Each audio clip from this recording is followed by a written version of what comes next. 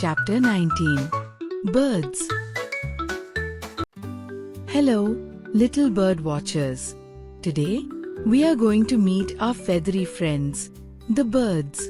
They can fly high in the sky, sing sweet songs, and make our world more colorful. Here comes the eagle. It is a strong and powerful bird with sharp eyes. Eagles can see things from far, far away. This is a crow.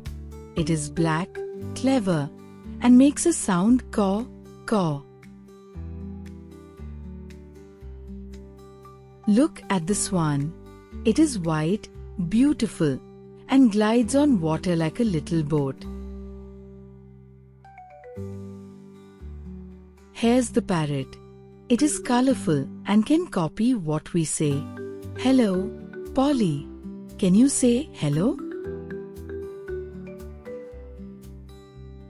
This is the sparrow, a tiny bird with a sweet chirp, chirp chirp. Wow! The peacock. It is our national bird, famous for its beautiful, colorful feathers. So, friends, we met the eagle, crow, swan, parrot, sparrow, and peacock. Birds are not just pretty, they are important for nature too. Keep looking around.